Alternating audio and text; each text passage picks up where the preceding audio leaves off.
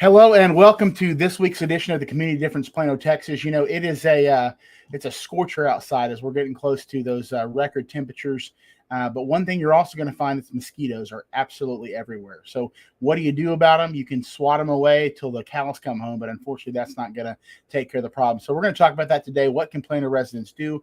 Where can we help with the options? Because as the pool season approaches and the rains come and go, just a huge nesting ground for that problem. Also, inflation, right? All the things we talk about with gas prices. And one of the things we don't think about is that going to affect our healthcare costs, right? Maybe you're in the market for healthcare. Maybe you don't even know what the heck you're talking about. It can be extremely frustrating and a confusing environment. So we're going to talk with an expert in healthcare that's going to lend his ear to Plano residents today. So stick around, all that next on the Plano Community Difference. Tune in to watch our communities grow. See how our citizens, local governments, churches, small businesses, schools, and our local sports teams are coming together and partnering to make the difference. Are you ready? Let's go. Welcome to the Community Difference, Plano, Texas, with your host Nathan Smith, and powered by the Difference live stream radio and podcast. So if you love your community and you love supporting the folks and businesses that make your community so special, then we invite you to like, follow, and subscribe to our pages, and then tune into each show to experience the community difference. Good afternoon and welcome to the Plano Community Difference, Community Difference of Plano, Texas. Excited to have everybody here today. We've got a great show for you ahead. I hope you enjoyed last week's show. We talked about some fairly serious topics. We want to recap those right off the bat here and share a couple of things from that just to give some additional information. We talked about a very important topic of school safety. We had Jared Hutchins, a good friend, firearms expert, part of the Texas State Guard on last week, as well as Rachel Shaw, a concerned and active parent in the Plano ISD, both as a district and also as a private school parent, talking about what they wanted to see, what they really cared about. Obviously, we all care about school safety, keeping our children safe, but how we do that is something that is up for debate and up for a topic of concern for a lot of people. So I wanted to give you guys some additional updates. And from a Plano standpoint, if you go to Plano ISD website, you can actually see their school safety, the guidelines in terms of visitors, and just kind of the current procedures that they have in place. They also have a safety committee meeting where you can look. The most recent was back in March. This is obviously before what happened in Uvalde, but you can see what they're talking about, what their plans are, what's already in place, which is really good. And then I talked to one of our contacts at the school board, and they are actually hosting a school board meeting on, if you want to write this down, on August the 2nd. It's at the admin building in downtown on 15th Street. They're going to be talking about this particular topic, school safety, what they're doing, what they're changing. I think it will be open to everybody. It's always streamed live at Plano ISD. But I would encourage you as parents or concerned citizens to go down there and just let your voice be heard. Ideas you want to have. Plano's a really, really good district, right? They do a lot of things really well. They're top in lots of areas across the country. Texas in general is pretty decent when it comes to education, but Plano specifically. So they're doing a lot of things well. Plano is already a pretty secure city from a safety standpoint, but we can always do better, right? And I think sharing that information and being able to just have conversations so our citizens, our parents know what the procedures are, right? Know what the steps are, what to expect. God forbid something terrible happen, or how to just prevent it from happening, right? There's so many conversations around that. So this is not a time to passively stand by and hope that somebody else takes care of that. As a concerned parent, as a citizen of Plano, make sure that you are there on August the 2nd at that the admin building in downtown. Couple of things too from that front. Want to talk about the Plano ISD back to school extravaganza on July 25th. You'll want to come to that, talking about just what's coming up in the 2022-23 school year. It's going to be at the Plano Event Center. They're just going to give you all the resources, services, information, et cetera, to basically prepare yourself for the school year next year. So You may even looks like you'll get a backpack full of school supplies. That's pretty awesome. But your kids have to be there, so don't just go in there and try to get some pencils and stuff for your office. They got to go to the kids. So make sure you write that on your calendar. July 25th, at Plano Event Center.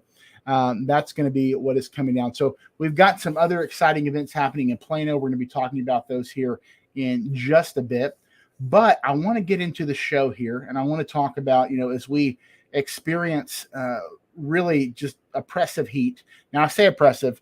My wife and I looked the other day at Death Valley in California, and I think the actual temperature was 113 with no humidity, right? So they don't have humidity there. So it's a dry 113. So I don't know what's better, 113 dry or 112 heat index, which is what it was here the other day. So we can have that debate. Either way, it's hot, right? But we still want to be outside. We want to be outside in enjoying the weather as best we can. Usually we're around a swimming pool, or we got our pergola set up with the misters and the fans, and we're grilling, we're barbecuing. But anytime you're outside, right, beautiful places to be, beautiful parks, recreational facilities here in Plano, you run the risk of getting bit by mosquitoes, different types of mosquitoes. Obviously, sometimes you have the disease, West Nile, etc. So what I want to do, I want to bring on a good friend of mine. Her name is Robin Neely. She's actually in my Master Networks group together. We have a network group that meets on Thursday mornings at the Grand Walk-Ons Sports Bistro, technically in the Colony, but just right on the edge of Plano. She is a resident expert when it comes to mosquitoes. So I'd like to welcome Robin to the show. Robin, how are you doing this morning? Thank you for having me. Awesome. Now, before we get into what you do and why you've become an expert at mosquitoes, that's a weird expert to be out. You don't usually talk about, I have a mosquito for an expert, but it's good to have that. Obviously, we'll talk about that in just a reason as to why. Now, when I introduce guests, right, I want to talk a little bit about just start with Plano, North Texas, right? You live in the area, obviously. What is it about Collin County, Plano area that you like, right? Why do you kind of situate yourself here? I know you guys as a business, you help Plano, Frisco, McKinney, correct? Also, yes. What is it about this area that you love? Well, I grew up in small town Texas, and Awesome. I think I was drawn to having more conveniences in a short drive. 10-15 minute drive than taking a 2-hour drive to Dallas to go find a dress or something like that. So that really is it. It's the restaurants and just the access at your fingertips. And Dallas is a great spot to be in general, just to be flying in and out of DFW. You can get everywhere pretty quickly. That's awesome. Where did you grow up? What is the small town that you grew up in? Burke Burnett, Texas is the name of it. It's right on the border of Texas and Oklahoma, between Wichita Falls and Lawton, Oklahoma. It's right in the middle. So, would you take 287 to get there from here, or how would you? Yes, if you're in Denton, you take 287 straight north, and you'll go through Wichita Falls. And a lot of people, when they're going skiing, like in Colorado, you go through Wichita Falls to head out that direction through Amarillo and all that. Okay. Mm-hmm. What are some of the, and I always ask our guests this because we had a special, I want to say a month ago, maybe on the show, or a month and a half ago, talking about there's a foodie pass in Plano. It's free. And you can you download it and you get discounts at all these awesome restaurants in Plano. I'm sure others have it too. But so we're always talking about food, restaurants are a big thing. I like to eat. You've seen me in person. A huge surprise. Probably should eat a little less. We're working on that. But what are some of your favorite places to eat or just kind of hang out in the Plano area? Well, a few off the top of my head are Shell Shack in Plano, right by the Costco. Go there quite often. My other favorite is Seabreeze Market. They have. Where's that? It is. It's by Me Castina and the Weirs Furniture over at Spring Valley and Preston. Okay, Spring Creek. I always get those two mixed up. Spring Creek. I do too. So that Seabreeze Market is awesome. You can go in there and eat. You can also get stuff to take home and cook, and it's a great option. It's just the freshest fish and Seabreeze Market. Okay. So it's fish. It's all like seafood. Well, shrimp, oysters. Everything. Yes, and even growing up in Bourbon, Texas, I did come to like these things because it was only fried catfish back there. Yeah. And then My other is like a mainstay of Dallas, and it's Campese's Pizza, and the salad. Their dinner salad is my very favorite. I'm like in a run of just craving it all the time. I just love their pizza because I don't think I've had. I don't. Maybe I've had their salad.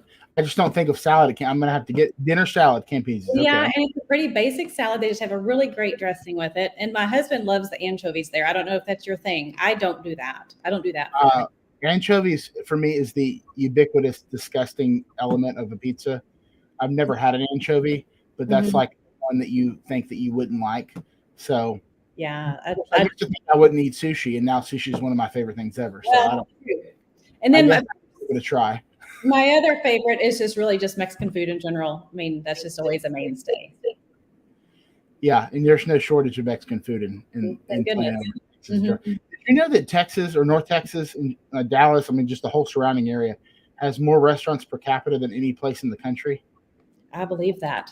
It's insane. It's a really big foodie city, which is really good. And Plano's right there at the top of the list. So, well, awesome. Now, one other thing that I found that I think you're pretty fond of, when we had a networking event on Friday, and you brought a couple of your furry friends with us. Oh, yes. Talk to me about those guys. Boy and girl, right? Yes. Boy and a girl, 2 dogs. And typically I always have 2 dogs at a time. I feel like they ultimately enjoy each other's company the best. So, we had 3 at one point. We lost one. We lost the second. And then we had one left behind, and he's 11.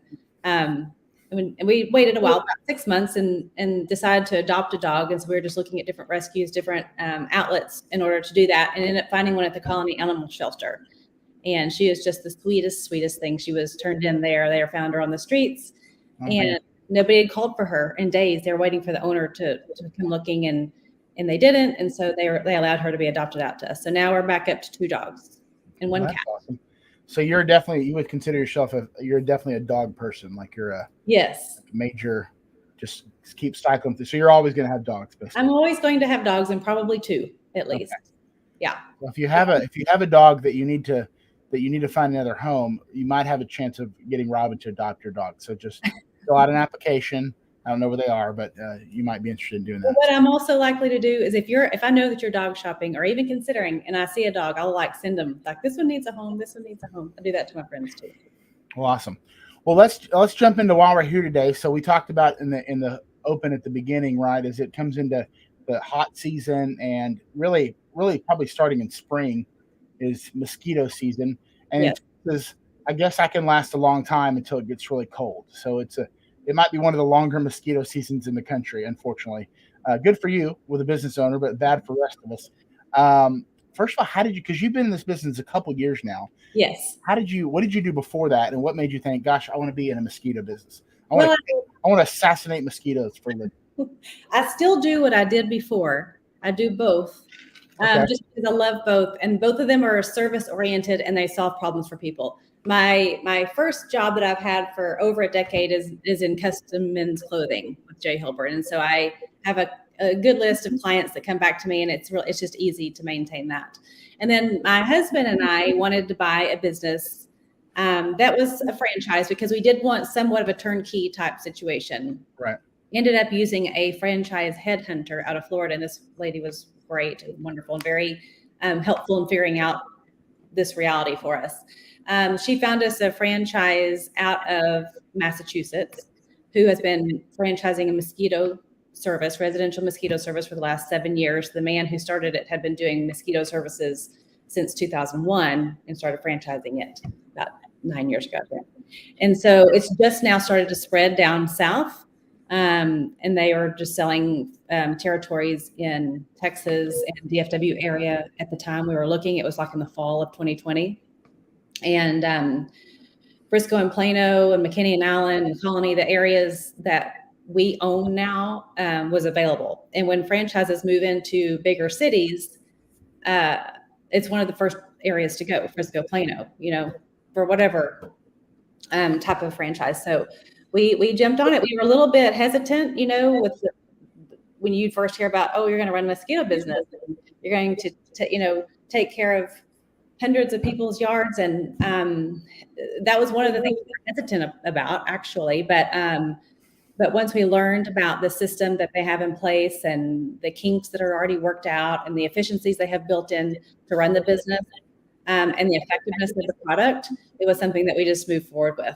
And we also like the idea that it is actually solving a problem for people. It's not, they're getting a good value for the service. That was important for us. It was a good value. And it was legitimate.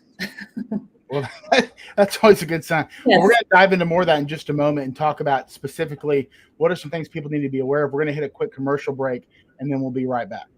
The difference is made possible by the following small businesses. Real property management focus, an unmatched level of service to property owners, investors, and tenants throughout the DFW Metroplex. Katie Owen, the insurance gal, helps overwhelmed Medicare-eligible people successfully navigate the enrollment process. When turning 65, retiring, and signing up for Medicare for the first time, it can be confusing. So it's important to get guidance from someone you can trust. Katie helps her clients navigate the enrollment process in a way that eliminates the feeling of being overwhelmed and unsure and leaves her clients feeling relieved and confident. If you have questions about the Medicare process and want advice from someone you can trust, reach out to Katie at 972-943-3943 or at her website, www.insgal.com. When you need a trusted roofing company on your side to help you out with storm damage repair for your roof, call Cook DFW Roofing.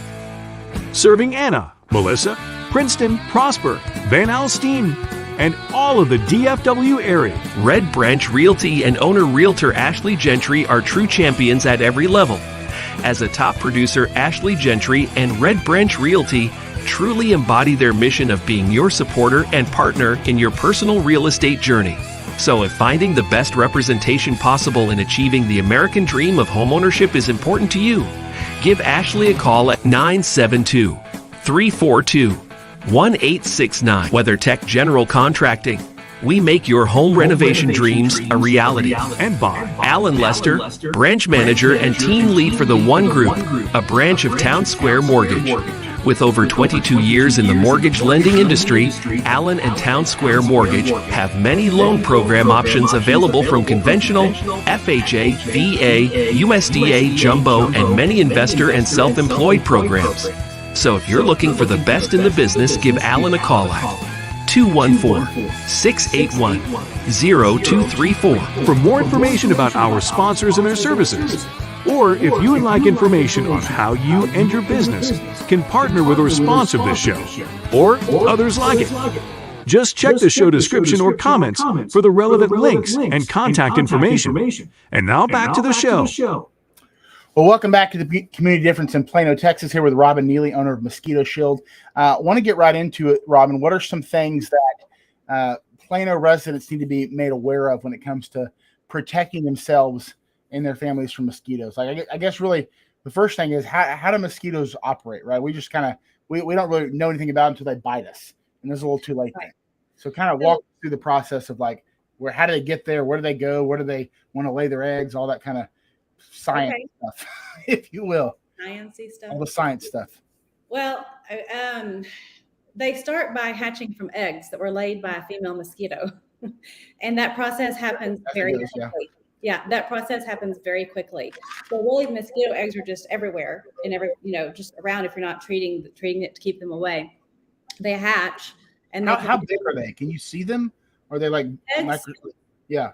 Well, they're very tiny because if you look at a picture of a female mosquito and then she's laying eggs, which who has seen that? I have, but not many people have. The eggs are teeny tiny. No one has that as their background. Right. Yeah. And all it takes is about a tablespoon of water for them to be able to lay eggs and let it hatch. So it is very, like, it can be a broken sprinkler head that has water standing there for long enough, and they'll find it and they'll lay eggs on it. But what they're seeking, what they're going for is carbon dioxide. That's what we all breathe out. That's what they're smelling. That's what they're going after. And that's where they know they're going to get their blood meal, is what it's called, from humans or pets. And the two reasons. I'm sorry? Sounds like a horror show, blood meal. Well, I know, it's true. So, and it's only the females that bite. So mosquitoes feed on nectar and blood. the females are the only ones that do the blood. The males drink nectar, and they're actually good pollinators. They're kind of like bees in that way. But the females need the protein in the blood to produce her own eggs, lay them, hatch. And as soon as those mosquitoes are hatched, half are female, half are male, those 100 female mosquitoes that are hatched out of that laying session go out and start biting and starting the next process, like over and over and over. So that's why they're so hard to control, is because they reproduce fast, especially if it's been raining, it's warm. They're going to reproduce faster than if it's drier and there's no water around. So let me ask you, do they prefer humans to nectar more than females? Or is there like... That's what they're after. That is their goal, is to go get a blood meal, is what it's called in the textbooks. The reason I'm asking, like, if you aside of what you do, actually putting up a barrier, which we'll talk about in a moment, if you had a ton of flowers around, would they be more attracted to that, or still more attracted to you? No, it'll be the blood. Okay. Well, that's their survival instinct. Yes. Okay, got it. The males, no, they go straight for the nectar. But so the two reasons why we want to control mosquitoes is because they're a nuisance and because they are a vector of disease. They carry disease. We don't know which ones are infected and which ones aren't. So you just want all of them to stay away. So it's not only a comfort factor, but there's actually health reasons why you'd want to do it for ourselves and for the dogs, since that's how heartworms are transmitted to the dogs too, is through a mosquito bite. And typically we have them on a heartworm preventative, but it's, when you can layer in as many defenses against mosquitoes, that's the best. Now each year is, so I know West Nile comes from mosquitoes. Wasn't Zika from mosquitoes also, or was that? Yes. Are those seasons like where, this year we don't find as many mosquitoes carrying West Nile as we did last year, or something like that? Or is it all just pretty consistent every single year? As far as local statistics go, I'm not sure. I just know that every year, every municipality has mosquito traps set on purpose, trying to catch mosquitoes, test them, and monitor if they catch one with West Nile virus, and then they let everyone out there know. They let the public know. It was Dallas that had a really early positive West Nile virus mosquito early in the spring, and then I believe it was Fort Worth that has had one too. We had them in Frisco last year, and we've had them in generally there's some that show up everywhere, and with the breeding capacity and reproduction speeds of mosquitoes, it's just so important to get on top of it, and that's why our cities are trying to keep us safe and monitoring, and being ahead of the problem. Well, before we talk about how your remedy to the problem, what are some common we'll call them misnomers that people assume or kind of think when it comes to keeping mosquitoes at bay, or they're not going to bite me, or they're not going to hurt me, or I don't get bitten by mosquitoes, or weird thing. People say weird things. Like, it is very interesting though, even with our customer database, when we're in a situation where we can talk to our customers one-on-one, or both people that live in the household, it is overwhelming how many times there's one person who gets bit and one person who does not get bit.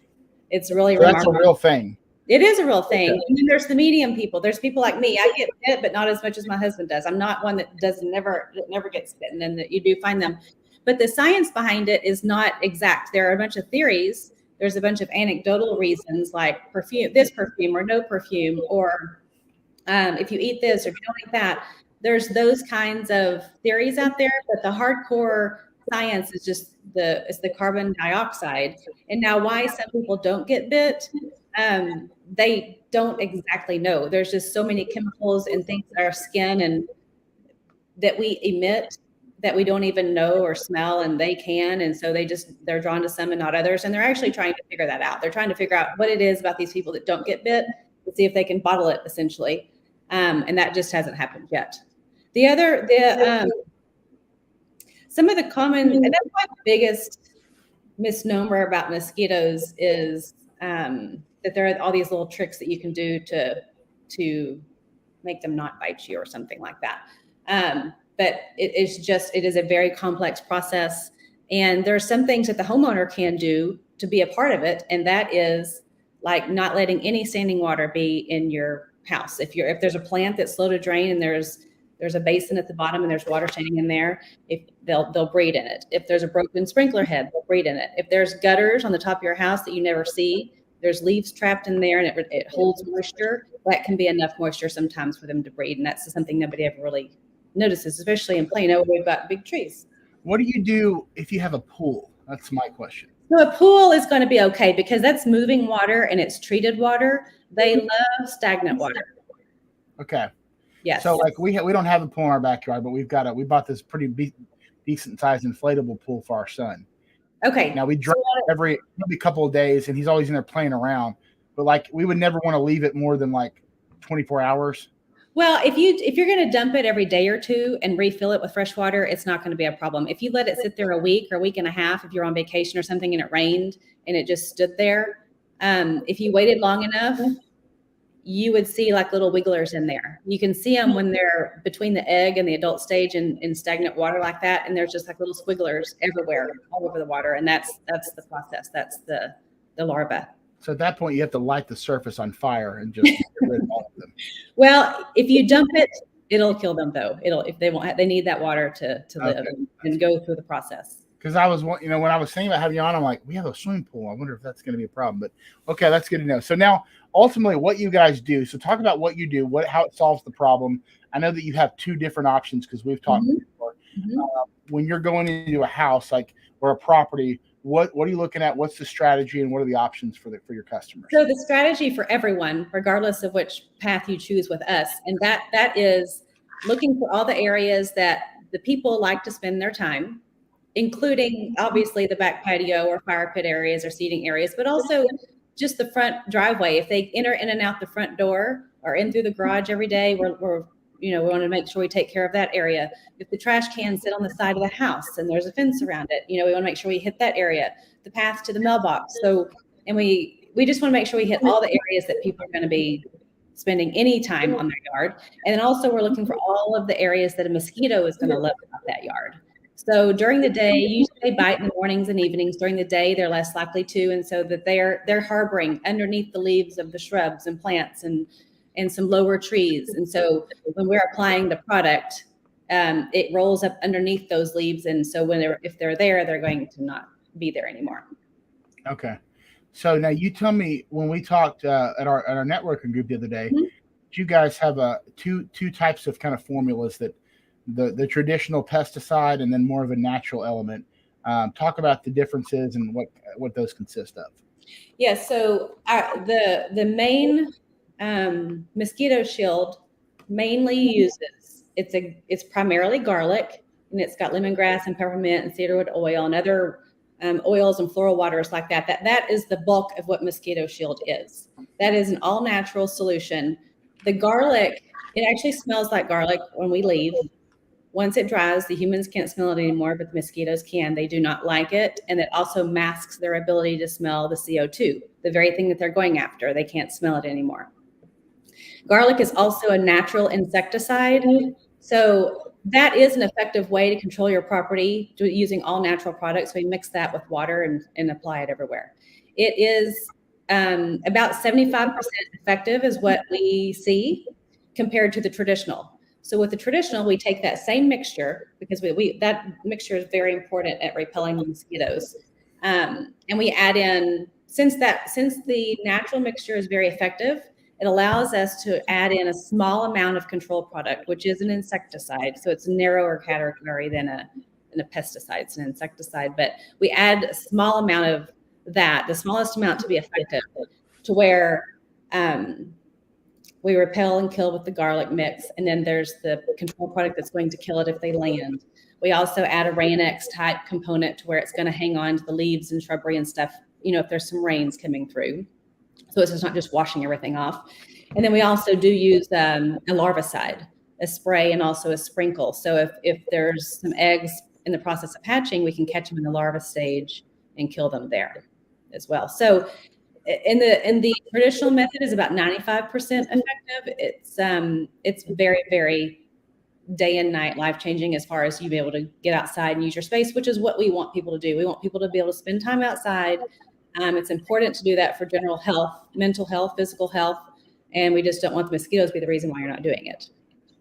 Now, obviously, I won't ask you to go into pricing details much, but I'm assuming it's a property size is the difference in terms of.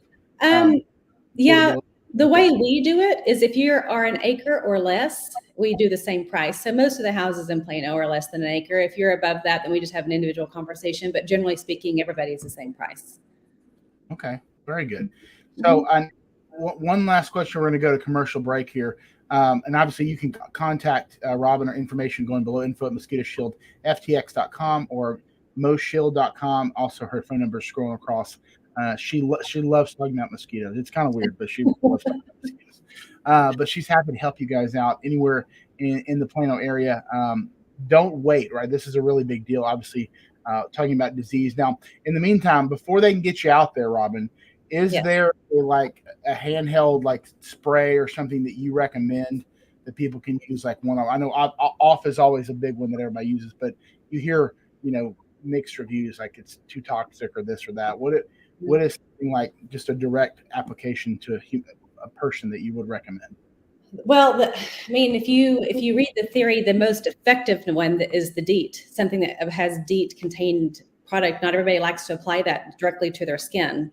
So there are the natural alternatives. And then there's the citronella candles, which are effective, but they just have such a small radius. Yes, yeah. You got to kind of hover around the candle, just kind of. Yeah, you got to have it right there next to you. So, there really is not that great of a home remedy, but the biggest one probably is to dump all your water. Make sure the toys don't contain anything. A couple of the things real quick is like if you're outside, they're attracted to dark colored clothing. So if you're wearing light colored clothing, that's something you can help do. And then obviously the time of day, if it's the morning and the evening is when they're going to be biting the most, or they're the most active. So it's definitely a multi-pronged approach. Yeah, most things are multi-pronged approach. So, well, hey guys, if you want to enjoy your summer and not be bitten to death and be scratching all over the place and slapping your skin, nobody wants to do that. So make sure you get in contact with Robin. Obviously, you're going to love her. She's a great person. But obviously a great business that's much needed for our Plano residents. As we want to try to get outside, obviously, but it's so dang hot. But we might as well not compound that by getting eaten to death by mosquitoes. So make sure you check out Robin Neely. Had her information scrolling earlier, so you can go back and look at that at Mosquito Shield. Robin, thank you so much for your time today. I know you've got a 3:00 appointment to head to, but appreciate you jumping on. And guys, we'll be back after our second commercial break right now. The Difference Radio, live stream, and podcast. The voice of small businesses and the communities they serve. Over the last 24 months, The Difference has evolved into a powerful internet media company that helps small businesses and local communities and nonprofit organizations create, produce, broadcast, and distribute a variety of shows, all designed to empower our communities, the businesses, the people, the places, and the events that make our cities, communities, and the folks that live there so very special. With almost 1.5 million viewers and listeners in the last 2 years, The Difference and its unique strategy of positive impact branding has helped communities and small businesses be seen, be heard, and be remembered. In a world that is consumed with negative press, media manipulation, and propaganda, The Difference, along with many others who believe in and support The Difference, understand that there is no better way to make the difference in our communities than to highlight the unsung heroes and high achievers that call our towns and communities home. And we wanted to create a platform that does just that. One that brings awareness to and reminds folks of the goodness that lives within so many of us and our neighbors. And don't forget to hit that like, follow, and subscribe button, and tune in each week so you can experience the difference.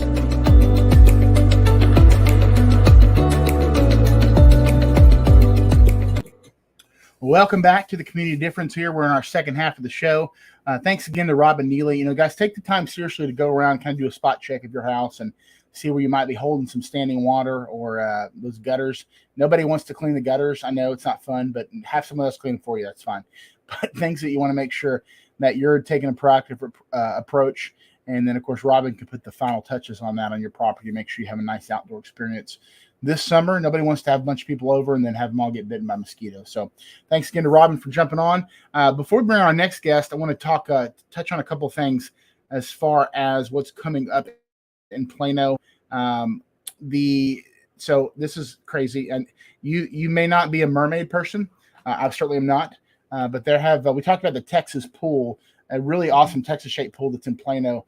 Been around since like 1960. They're doing like if you're a mermaid person, you dress up as a mermaid, sea creature, pirate, like any of these like fanciful sea creature things. That's this evening, actually, 6 p.m. to 8 p.m. at the Texas pool, $5 admission. So great way to beat the heat. That's something to do fun with the kids. That's this evening. Also, if that's not your cup of tea, which is totally fine, no judgment there, there's a best of 90s trivia tonight at Legacy Hall. Everybody loves trivia. If you're a child of the 90s like myself, this may be something you want to do. $30 entry fee. They'll probably include some food or something like that for the 90s trivia at Legacy Hall. That's this evening from 7 to 9. And then moving along, we've got yoga by the pool, right? Yoga by the pool, something that's also the Texas pool. That's going to be tomorrow from 11 a.m. to 12 p.m. So a ton of people that love yoga. My wife's a big yoga fan. She tries to do it in the living room a lot. I used to do yoga a lot. Need to do it again because my flexibility is waning and it's very sad. So make sure that if you are looking for something fun to do, I'm assuming it's by the pool. You'll end up in the pool at some point. That's just $10. And then also tomorrow night, we've got Kids Night Out, which is kind of a parents' night off, which is pretty cool. Evening of painting, pizza, popcorn, 3 hours kids' night. They're going to watch a movie out at the shops at Willow Bend. I'm sure there's some sort of babysitting provided, but you can check out the details. If you go to visitplano.com events, all these are listed there as well. Also, Wine Wednesday tomorrow, paint and sip. People that love to paint, love to drink wine. I know a lot of those folks, so hopefully they will be there tomorrow evening, 6 to 7:30. That's June 15th. Also tomorrow is the Don't Mess with Texas Women of Comedy at the Plano Comedy House.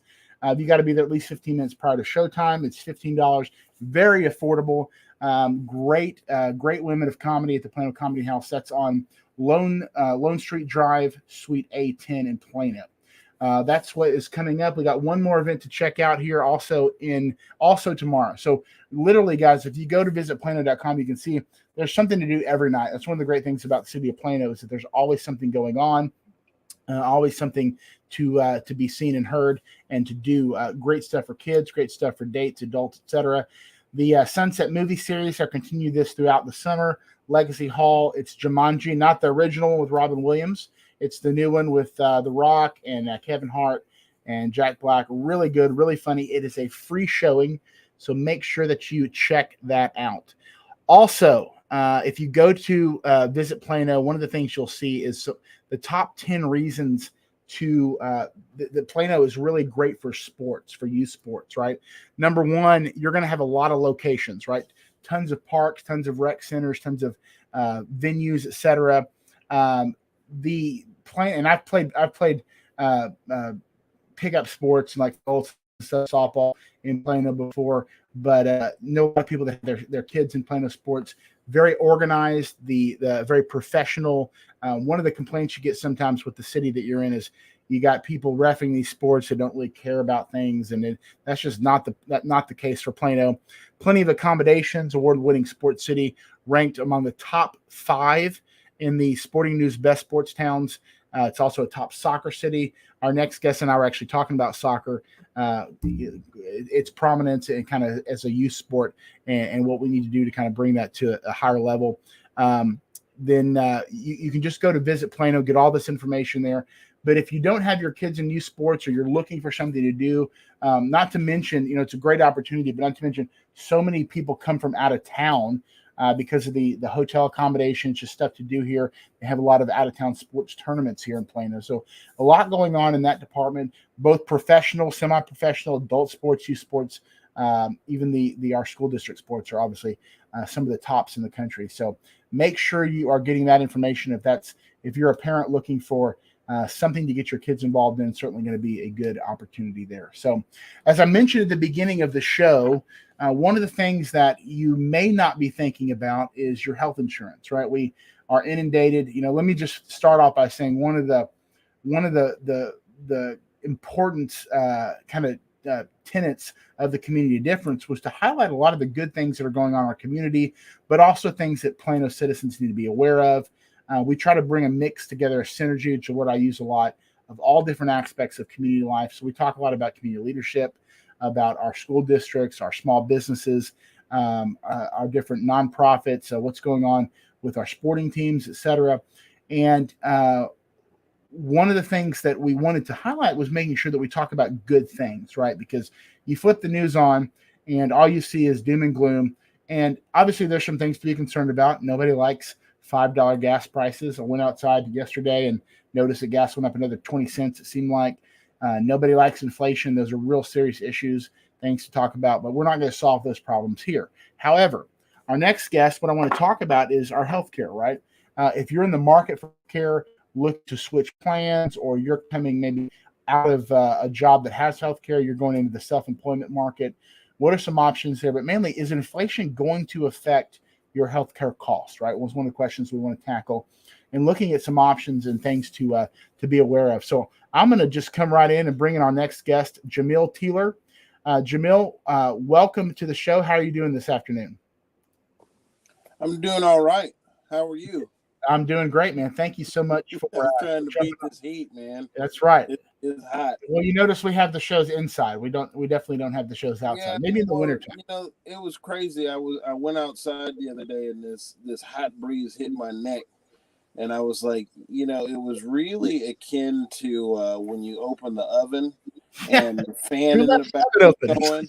And I was like, man, I know that breeze. That's called convection. Yeah. Yeah, it's when you're cooking and then you go outside and it doesn't feel any different. Something has gone wrong. Yeah, exactly. It's pretty rough out there. Fortunately, like I mentioned earlier, there's still a lot of fun things to do to try to stay cool in this Texas heat. So, well, first of all, talk about now. We talked in the pre-show. You're originally from Denver, and yes. you ended up you migrated to Texas, right? You either born here or you get here as fast as you can. So, congratulations for making that decision. Now, how did you end up here? Talk us through that. What made the decision to come out to Texas? Well, my wife and I, when we were making the decision to move, we came to a crossroads, and the Denver real estate market had just gone bananas, and so on one hand, we could rent and be house poor. On the other hand, we could have purchased and been house poor, or we could just say we don't live in Colorado anymore. And so we got down here to Texas as fast as we possibly could. Well, we're glad you're. I was telling you earlier, my wife's from Denver. I love the area, beautiful state. But yeah, it is getting rather expensive. I might have to switch from Colorado to Montana as my bug out state in case. So I don't know, but be prepared for months of snow. I'm okay with that. I'm 100% okay with that. It's beautiful. So. Montana's beautiful up there. Well, tell me about. So you were you in the healthcare industry, health insurance rather, when you were in Colorado? Or did you start that when you got down here to Texas? I actually started that when I got down here to Texas. When I was in Colorado, I was a sommelier, so I worked in the restaurant business. Okay, awesome. So I wrote wine programs and did all that kind of stuff. But when I got down here to Texas, it was really one of those things where if I continued to do that, it was going to be a detriment to my family life. Because I was never home for holidays, never home evenings, just never home, period. And, my wife's love language is quality time. And so, I needed to be home. And so we prayerfully decided to, move into a different industry. And so that's how I ended up in insurance. That's awesome. So, now, I would definitely want to get into the insurance side, but so knowing with your background in wine, where is your what would be your favorite? I don't know how to say. I wouldn't say wine bar, but just restaurant, I guess, that has the best selection of wines, I guess, in the Plano, Collin County area. I don't always drink wine, and so typically, if I'm looking for just a really good cocktail or a glass of beer, you can find me over at Union Bear off of 121 and Dallas North Tollway over there. But guilty pleasure for me is all my friends when I was in college were Hawaiian, and so something that takes me back to my college barbecue days and all that kind of stuff was is L&L's Hawaiian barbecue. Okay. Preston and 121. Oh man, I don't think I've ever. Yeah, I love barbecue though. So that is the closest Kahlua pig that I've had to our college kind of mother was a Hawaiian lady, and she always took care of us. And so that is the closest Kahlua pig to Auntie Nell's Kahlua pig that I've been able to find in years. Okay, I'm gonna have to. What? Tell me the name of it again. It's called L&L Hawaiian Barbecue. L&L Hawaiian Barbecue. Okay, I'm gonna have to write that down. That sounds very interesting. It's delicious. So walk me through. You came to Texas, change of pace. How did you get into the health insurance industry?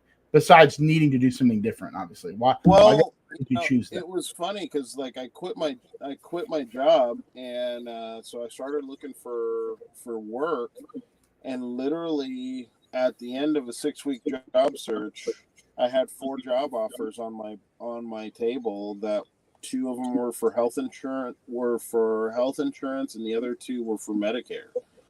So literally all roads pointed to you're going into the insurance business. And so that's what I did. I took a job and started working. I worked for them for about 1.5 years, a little over. And I just found that I didn't have the right products that was really that gave me the ability to help my clientele. So I was passing a lot of referrals, but I wasn't writing a lot of business. And so at that moment, I decided, okay, well, it's time for me to go independent. And so I became an independent broker. And from that point, I have been taking care of the residents of Plano and for the last almost 3 years now. And that's awesome. I work with over 30 different companies, and it really gives me the ability to tailor coverage to fit my clientele's needs and make sure that they get the issue that they're trying to get taken care of. That's really important. We're going to hear our last commercial, Jamil. When we come back, we're going to dive in specifically. I want to talk about how you came up with the name for your company. It's a very unique name. I have a theory, but I want you to go over that, and then we'll tackle some kind of more in detail questions here. We'll be right back. Tired of that north of the border seasoning? Thinking there's got to be more than just salt and pepper to flavor your steak? Your brother-in-law yapping that he's the grill master? Here's your solution. Goodness Steak Seasoning. It's a blend of 9 unique herbs and spices that'll have your mouth saying, goodness.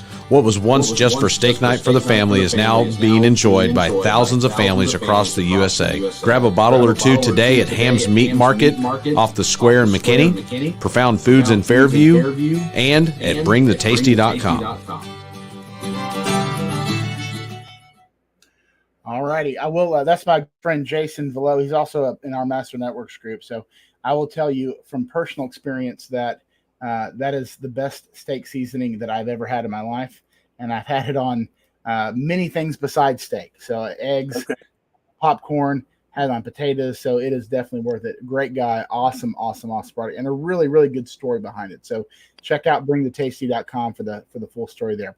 So Jamil, now, Mustard Seed Insurance, where does that name come from? Talk to me about how you kind of chose that as your independent agency. So as I was saying with the company that I was working with before, I just, I wasn't making enough money to really make ends meet. And so I was actually headed to a networking meeting, driving down the road, and I had $25 in my bank account. I had a valid insurance license, and I had a vision of this tree. I'm gonna put this up. I had a Okay. vision of this tree right here, and this tree is actually a mustard tree. So it is a tree that is actually alive today in the Middle East, and it's a tree that was grown from this tiny little mustard seed. And so I actually, when I saw that tree, I actually went and did the research and found it, and it was really one of those things where I was like, wow. And so that Bible verse came up where, you know, you can take a mustard seed of faith and watch the thing grow. And next thing you know, you've got the birds and all these different animals lodging underneath it, which spoke to me of safety, spoke to me of, you know, stability, but it also spoke to me of struggle, being able to struggle through the hard times of life and all the rest of it to create something bigger than just yourself. And so that's what we've done. And so in the last 3 years, we went from, you know, no clients to actually a thriving business, and have just recently graduated into a full agency where I've got a couple agents now out working in this field as well. And you know, it's growing. It's pretty amazing. That's awesome. So, and it was kind of my theory. So I was right, which makes me feel good. So talk to me about what is it, and you mentioned like customizing different types of plans, because I think one of the frustrations of people is that they get stuck with a coverage that covers things they don't really need. They have a hard time customizing. How did you decide which companies you wanted to partner with, that you were going to be able to really do a good job of only giving people what they need and not just kind of a blanket coverage?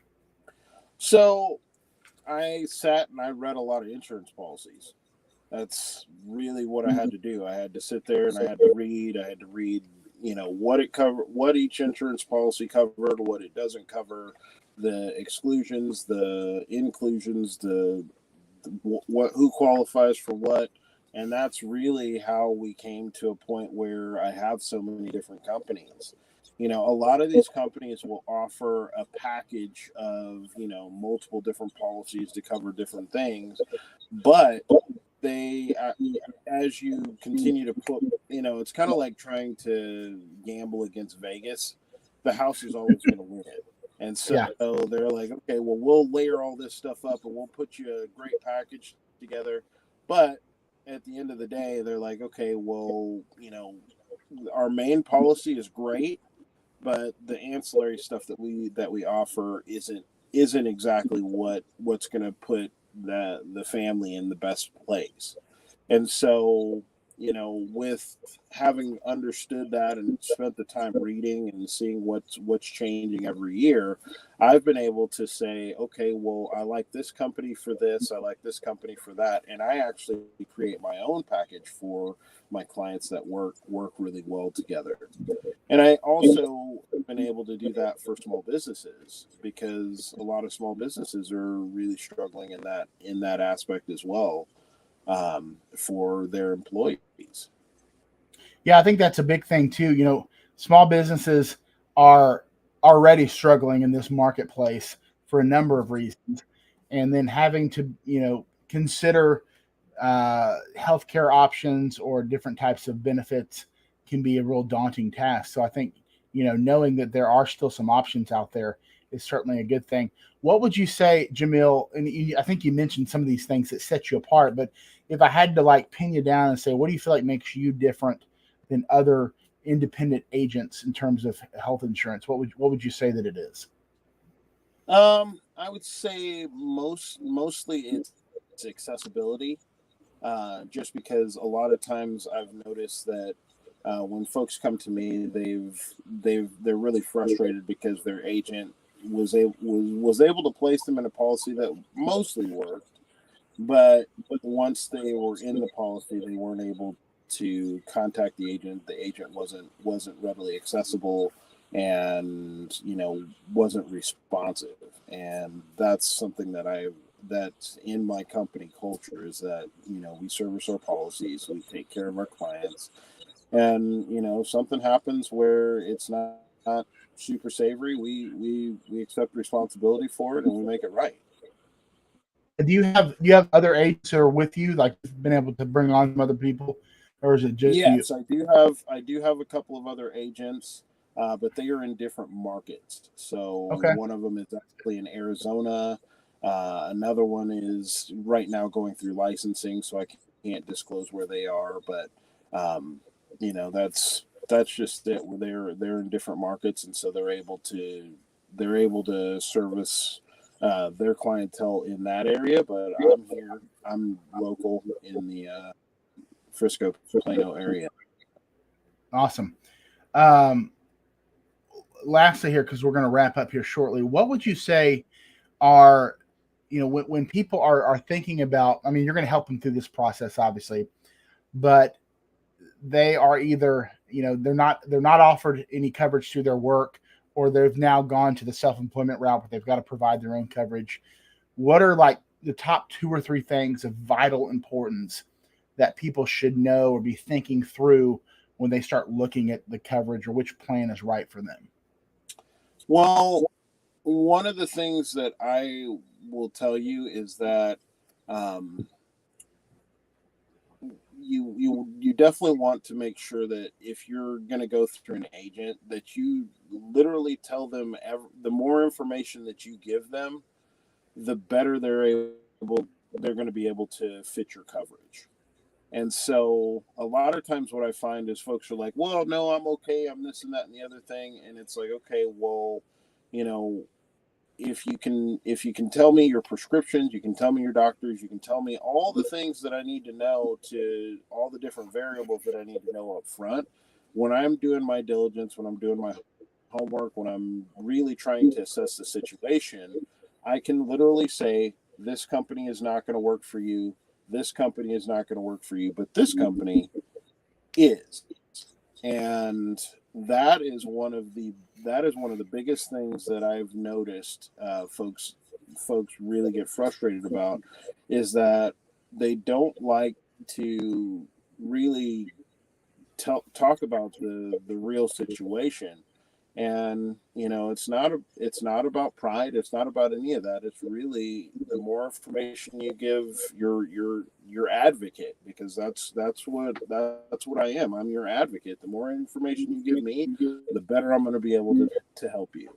It's almost like hiring an attorney.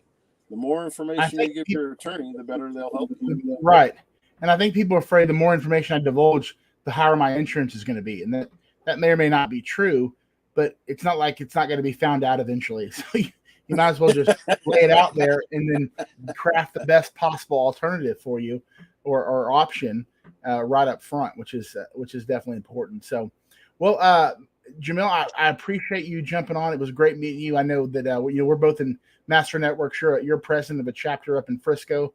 I'm the president of a chapter in Plano. So we'll definitely be connecting outside, man. I know you'll echo this, that encouraging people to jump on to any of those chapters, come visit us whenever they want to.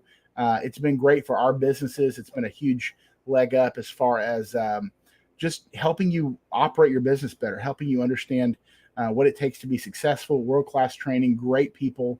So it's a really good opportunity there. So I look forward to getting to know you better, man. I thank you for jumping on with us this afternoon. And if you'll stick around afterwards, I'd love to talk to you a little bit more. But that's our time today. Thanks again, Jamil. Hope everybody has absolutely. Hope everybody has a blessed day, and we'll talk to you soon. Thank you for tuning into The Community Difference.